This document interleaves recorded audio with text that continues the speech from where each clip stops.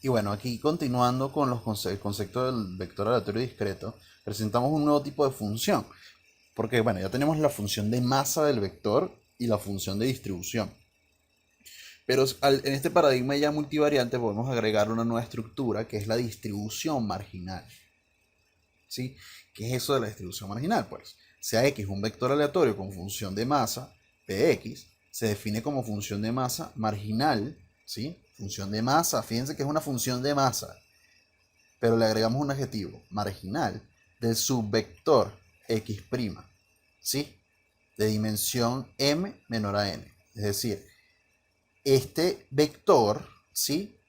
Tenemos el vector inicial, que va de x1, una variable aleatoria x1, hasta xn, ¿sí?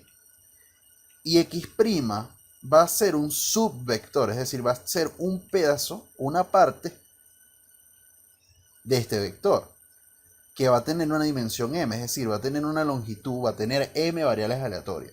Pero esa m, ¿sí?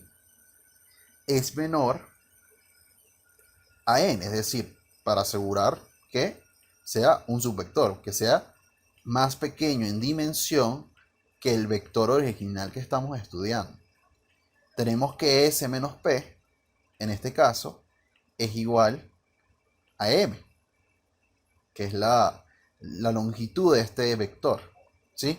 Entonces tenemos que realmente la función marginal es la función de masa asociada a ese subvector, no al vector completo, ¿sí?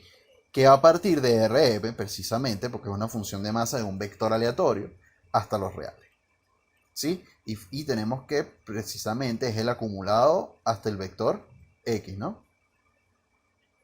Es el acumulado, disculpe, de la probabilidad variando en todos los valores de x'. ¿Qué pasa acá?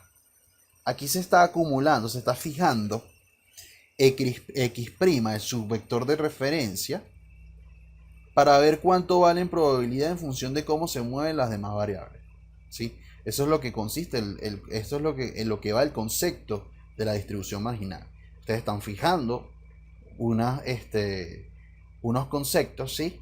Están fijando los conceptos de lo que es el subvector x', para hallar cómo este varía en función, ¿sí? Su probabilidad en función de que fijaron los otros valores del vector. Es decir, recuérdense que al final tienen un vector original que tiene otras variables aleatorias. Pero ustedes nada más agarraron un conjunto. Pues ustedes van a ver cómo varía la probabilidad de que se dé una combinación de ese subconjunto, de ese subvector, en función de que fijaron, ¿sí? Ceteris paribus, las demás, las demás variables aleatorias. Ese sería el concepto de la distribución marginal. Es la distribución este, particular de un subvector, que podemos llevarlo al caso más extremo, que es decir, nada más que el subvector sea una de las variables aleatorias. Pues la distribución marginal de, por ejemplo, el x1 va a ser la probabilidad, la función de masa de esa variable aleatoria, como que si estuviese ella sola, ¿sí? Esa sería la diferencia, donde están moviendo los valores de x1 para ver las probabilidades, pero todo lo demás se supone constante.